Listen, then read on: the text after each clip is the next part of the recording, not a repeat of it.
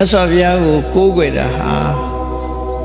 အမှန်တရားကိုသိဖို့ကိုးကွယ်တာဒီတဲ့မပိုးရအောင်ဒီတဲ့ပိုးတာမဟုတ်သို့တော်လူတွေကစီမီပန်းရေချမ်းတို့နဲ့ပူဇော်ပြီးတော့ဆုတောင်းနေကြတာကတော့နတ်ကိုးကွယ်တဲ့ဘဝကလာလို့အကျင့်ကြီးပါနေတဲ့ဒီအကျင့်ကိုမဖြောင်းနိုင်လို့လုပ်နေကြတာသာဖြစ်တယ်မြတ်စွာဘုရားရဲ့ဆုံးမသွန်သင်ချက်တွေကိုကြည့်မယ်ဆိုလို့ရှိရင်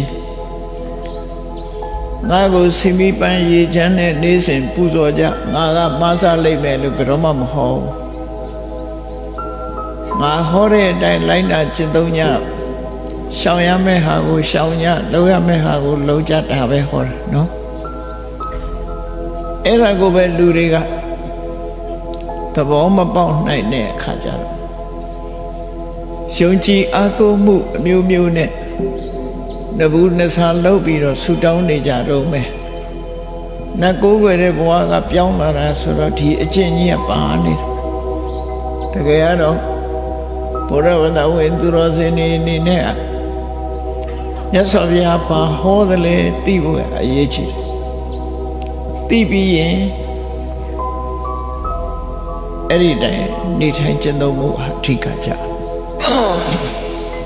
အဲ့တော့ဘုရားကိုးကွယ်တယ်ဆိုတာမသိသေးတာသိဖို့ဘာတွေမသိတာတော့ဆိုလှုပ်တဲ့နာနဲ့မလှုပ်တဲ့နာဒါခြုံငုံပြီးတော့ပြောလိုက်မယ်ဆိုရင်လောကမှာလှုပ်တဲ့နာရှိတယ်မလှုပ်တဲ့နာရှိတယ်မလှုပ်တဲ့နာကိုလှုပ်ရင်ဒုက္ခရောက်တယ်လှုပ်တဲ့နာလှုပ်မှချမ်းသာဒုက္ခရတယ်ဒါရှင်းရှင်းလေးလေအစာစားတဲ့အခါမှာတော့မစားတဲ့အစာစားတဲ့အစာနှစ်ခုရှိတာလမ်းခရီးဆိုလဲမသွားတဲ့ခရီးသွားတဲ့ခရီးနှစ်ခုရှိတာနော်စကားနဲ့ပတ်သက်လာလို့ရှင်လဲမပြောတဲ့နာရဲ့ပြောတဲ့နာရဲ့နှစ်ခုရှိတယ်အဲ့ဒီနှစ်ခုကွဲကွဲပြားပြားသိပြီးတော့မလုံးတဲ့နာကိုရှောင်ဖို့လုံးတဲ့နာကိုလှုပ်ဆောင်ဖို့ဒါကိုအမြဲတမ်းကျေပြတ်တဲ့အရာကိုသိဖို့အတွက်ဘုရားကိုပို့ပဲဘုရားကဟောလို့ရှိရင်လည်းလုံးတဲ့နာနဲ့မလုံးတဲ့နာခွဲခြားပြီးတော့ပဲဟောတယ်ခြုံငုံပြီးတော့ပြောလိုက်တဲ့အခါ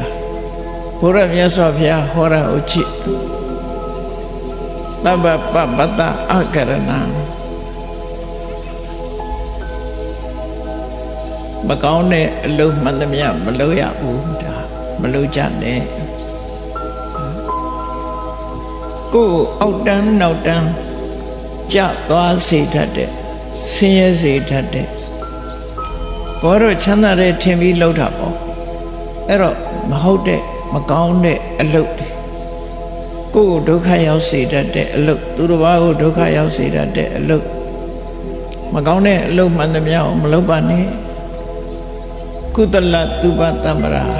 အပြစ်ကင်းပြီးကောင်းကျိုးချမ်းသာကိုရစေနိုင်တဲ့အလုပ်မျိုးကိုလုပ်ပါလှုပ်တဲ့နာနဲ့မလှုပ်တဲ့နာမကောင်းမှုလို့ခေါ်ကြတဲ့အကုသိုလ်မှန်သမျှမလုပ်နဲ့ကောင်းမှုလို့ခေါ်တဲ့ကုသိုလ်မှန်သမျှကုသနာမှာဖြစ်အောင်လို့ဘာကြောင့်မလုံးနဲ့လို့ပြောတော့ဆိုအကုသိုလ်လုပ်ရင်သူ့ရဲ့အကျိုးသည်ဒုက္ခဝိပါကဆင်းရဲတဲ့အကျိုးပဲပေးတယ်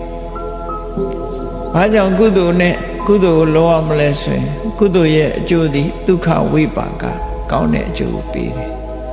ကိုယ်ကလိုချင်တာကောင်းတဲ့အကျိုးကိုယ်ကလိုချင်တာဒုက္ခရတာကဒုက္ခဖြစ်နေတာ။မှားယွင်းတဲ့လိုရကြောင့်ပဲဖြစ်တာဖြစ်တယ်။ဒါကြောင့်မို့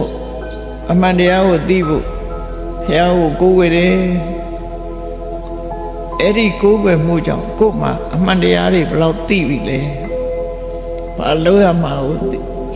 လုံးတင်တာတွေဘယ်လောက်သိပြီလဲမလုံးတင်တာတွေဘယ်လောက်သိပြီလဲဒါသိဖို့အထူးကသိပြီးတဲ့အခါမှာ